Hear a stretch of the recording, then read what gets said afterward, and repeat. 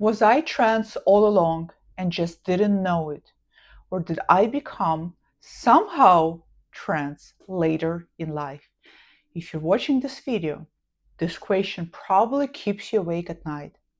You've turned it over in your mind 1,000 times searching for an answer that feels true. And here's what makes it so damn difficult for you. There's no simple answer. And that ambiguity, I know it can feel quite unbearable.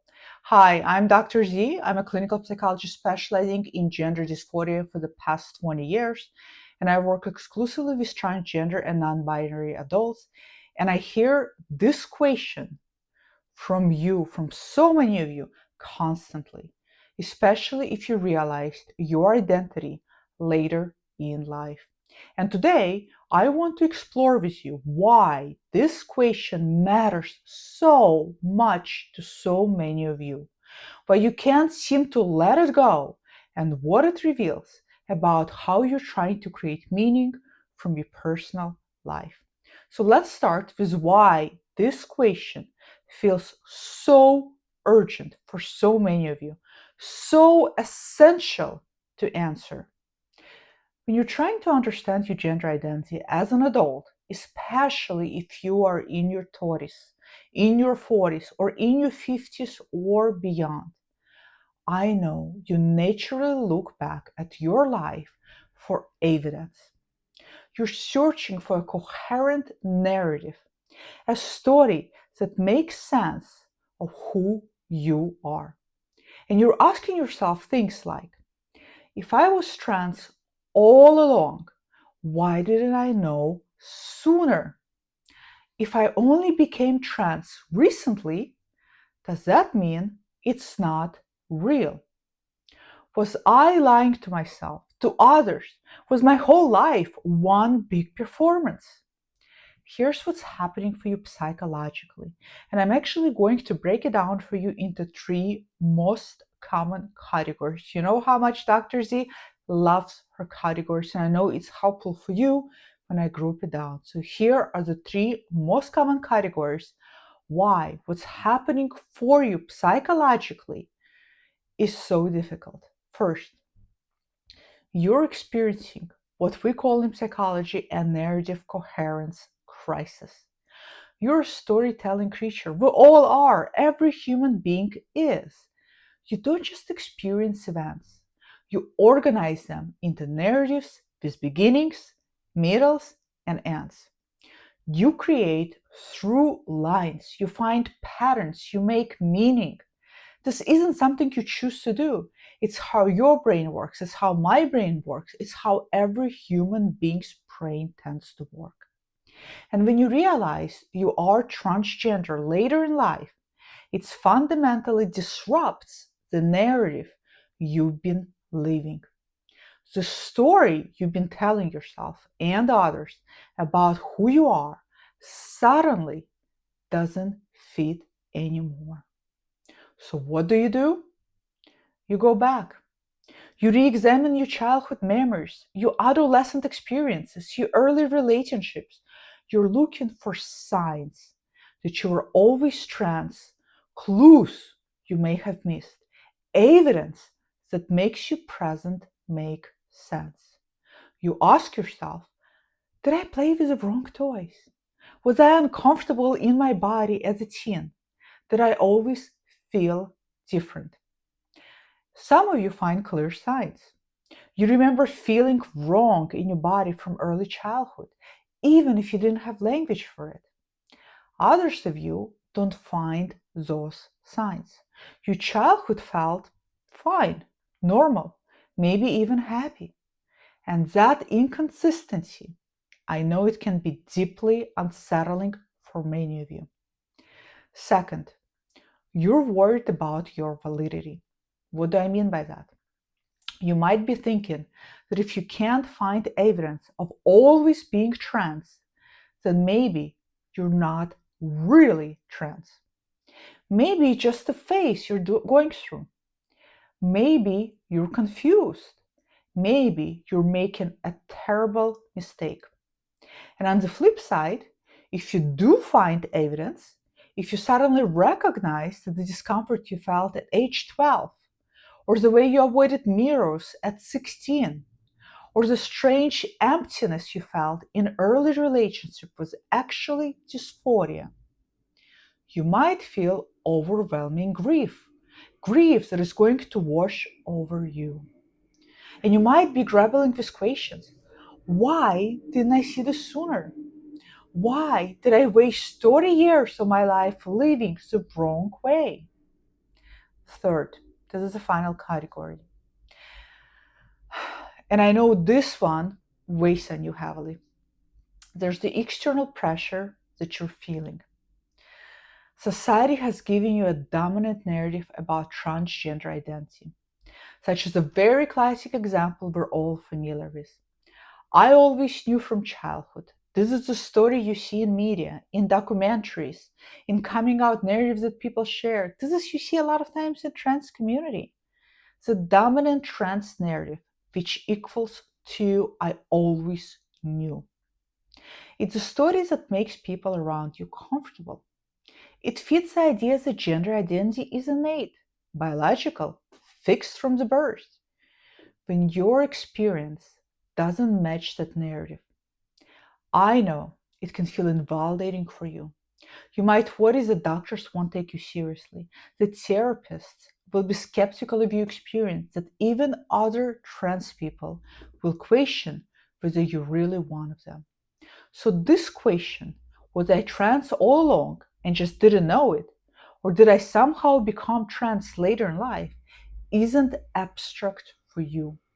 It's not just philosophical curiosity, it has real psychological weight because it's about your fundamental need to understand who you are and how you got here. Before I go deeper with, with all of this into why this matters to you specifically, and yes, specifically, I'm like stumbling here. Stay to the end of the video. I will propose to you questions to ask yourself if you're feeling stuck. So make sure you watch the whole video. I know lately my videos have been long. There's a reason for them. I'm trying to give you more depth. I'm trying to give you more meat. You know this channel. This is not the channel when I do clickbait, sensational videos. I give you information from my years of expertise.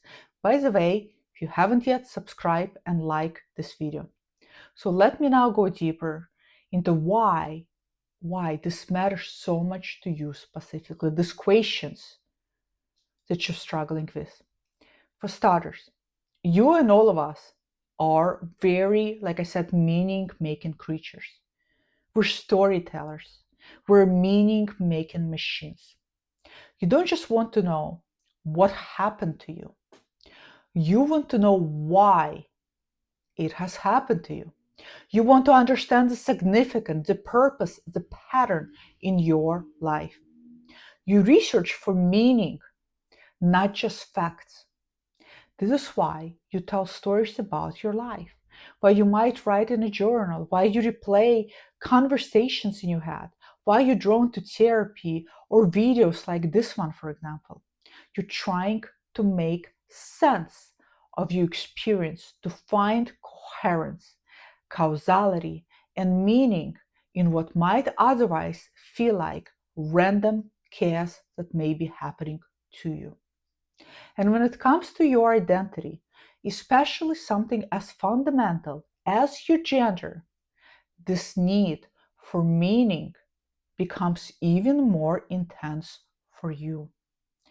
Think about your situation. If you spent 40 years of your life living as a man, and now you're realizing you're a woman, I'm giving just an example of this. Input your assigned gender at birth to make this fit. You need to understand now what those 40 years meant to you. Where's the lie you told yourself? Where's the real but incomplete? Where's a necessary part of your journey? Where's the wasted time you can never get back? The answer you give to was I always trans shapes how you interpret your entire life. Your answer also shapes how you see your past. If you conclude you were always transgender, your childhood takes on completely new meaning for you. The discomfort you felt but couldn't name, you now see it as dysphoria. The way you related to your body, you recognize it as a disconnect you didn't understand at the time. The choices you made, you interpret them as attempts to fit into a role that never actually fit you. This narrative can feel validating to you. It means your current understanding isn't new or sudden. It was always there inside of you, just hidden or suppressed by circumstances. But I also know these narratives can bring you profound grief. If you were always trans, then you feel like you missed decades of living authentically. You might feel anger.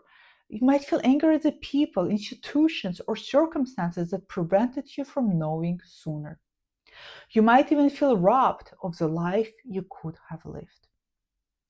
If you conclude, on the other hand, that you became transgender or that your gender identity shifted later in life, your past remains yours in a very different way.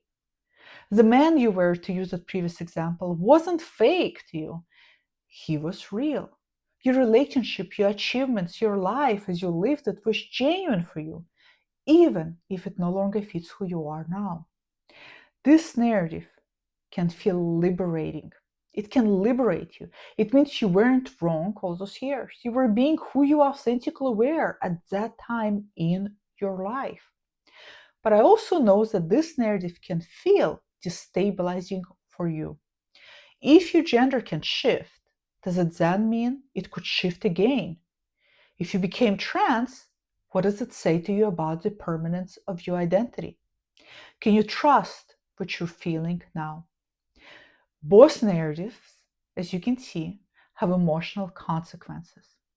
And here's what's crucial for you to understand. This isn't just about intellectual accuracy for many of you. It's about emotional integration of your life story. Let me say that again. It's about emotional integration of your life story. Because remember how I said, we're all making stories out of our lives. And when there's a story that suddenly doesn't make sense, we're looking for that emotional integration. And you need a story that allows you to honor your past without invalidating your present, understand your journey without drowning in regret, move forward without being paralyzed by what if, and feel coherent as a person across the span of your life. So why there's no simple answer for you? And why can't I, for example, just answer this question definitively for so many of you, or anybody else for that matter? Because your gender identity is more complex than our language allows us to express. Let me explain what I mean for you. First, your gender identity can be both stable and evolving at the same time.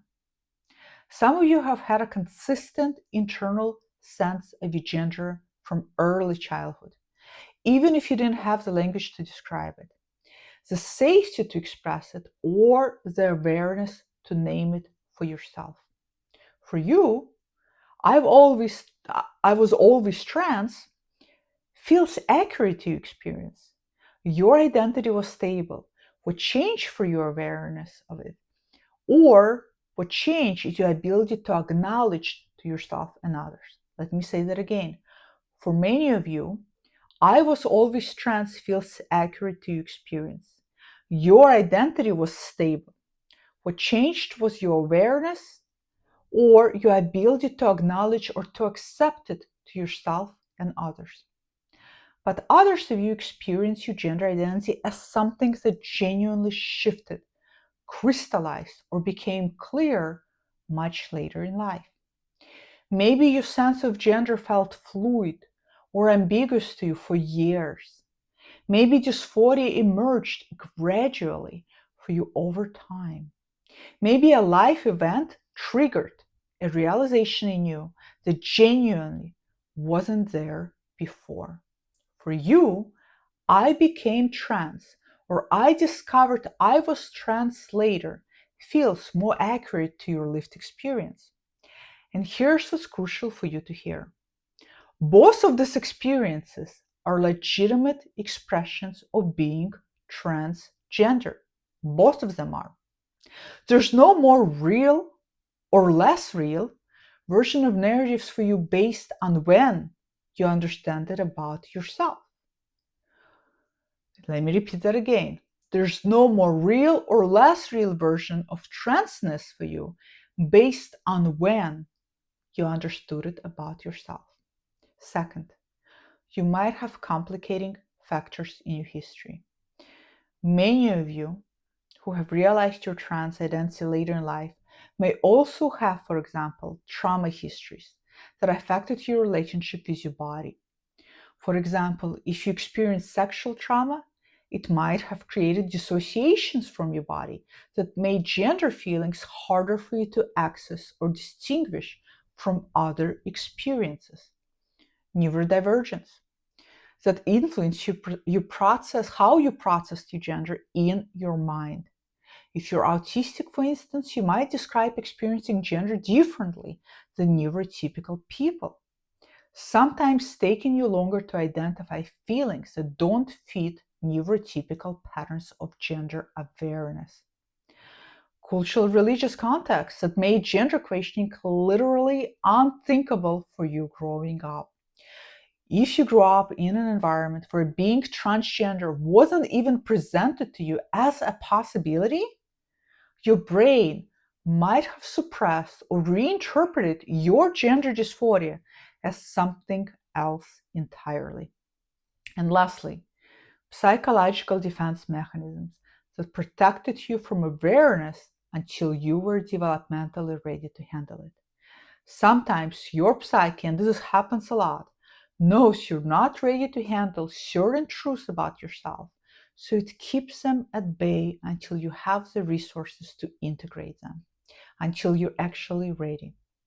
All of these factors don't make your identity less, but they do make you a always versus became trans question much more complex for you than a simple yes or no. Do you see now why it is so complicated?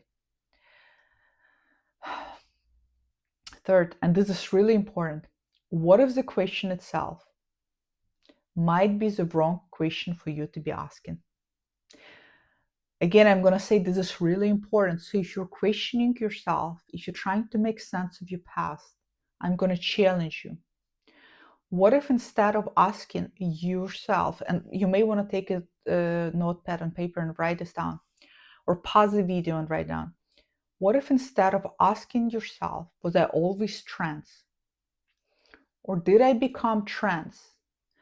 You asked yourself these three fundamental questions. Let me take a sip of water before I give you those questions, which will give you time to get a pen and piece of paper.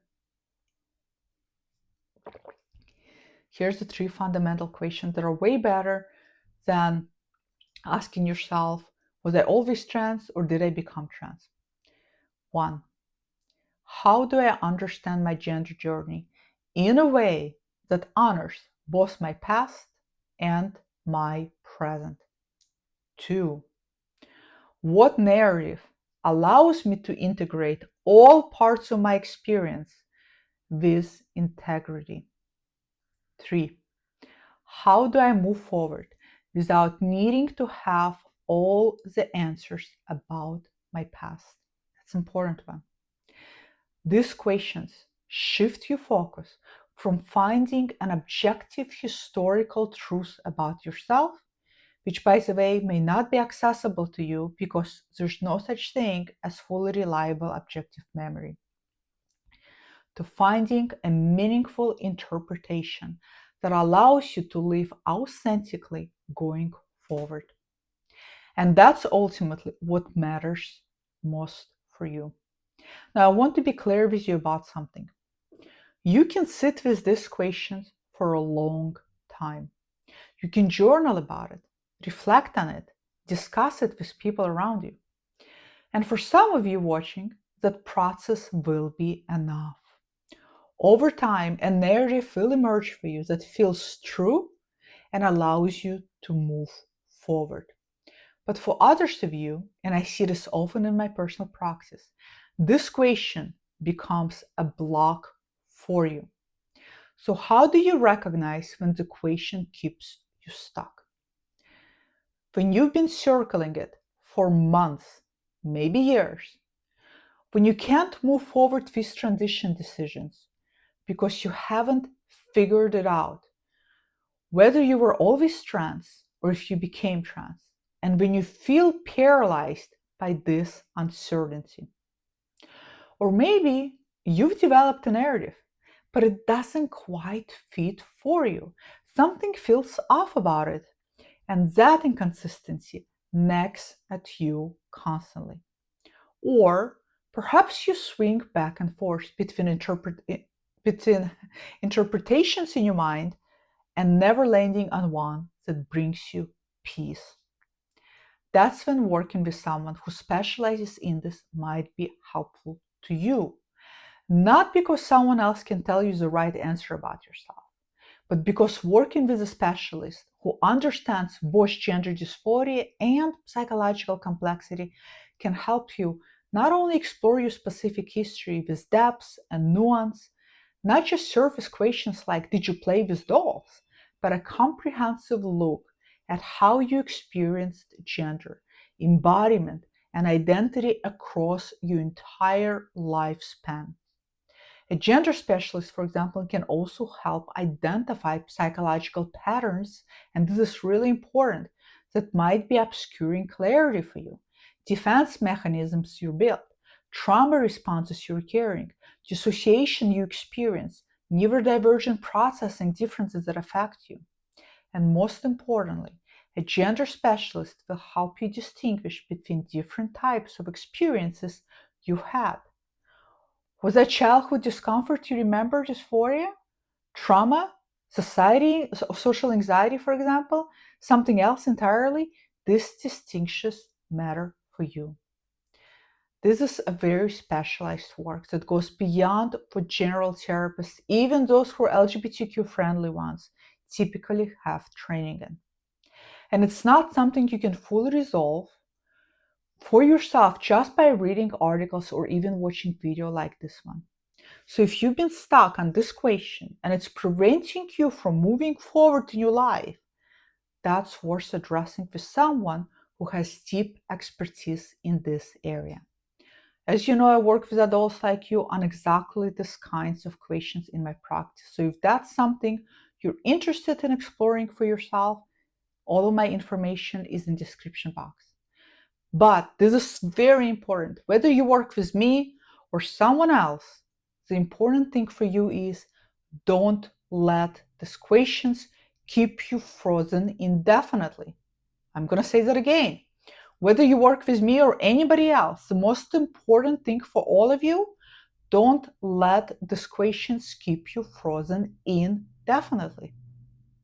So let me now bring all of this together for you.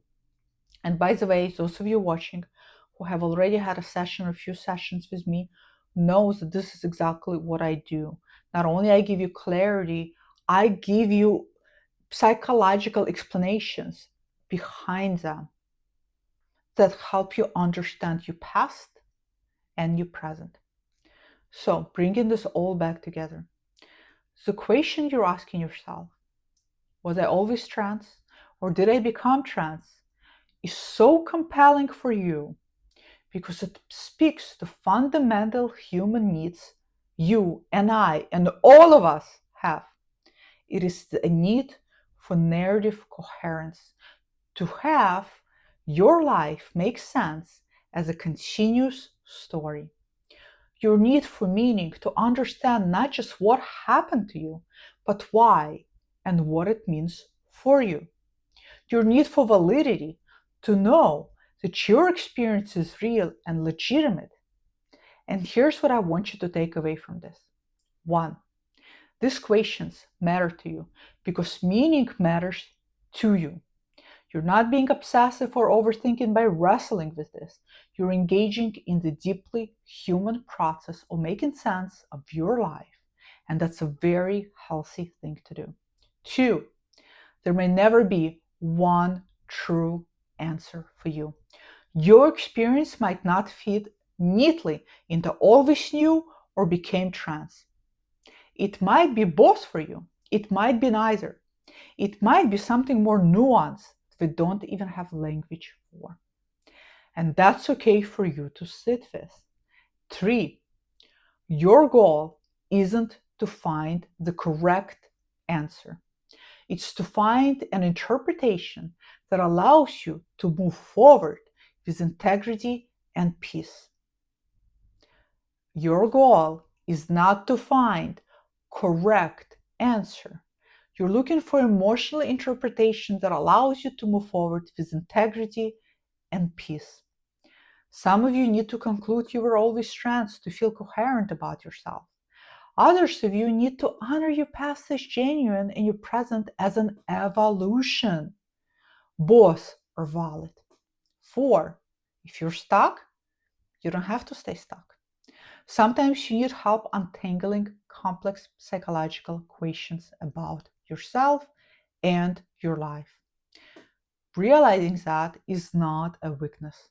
It's a wisdom when you need support.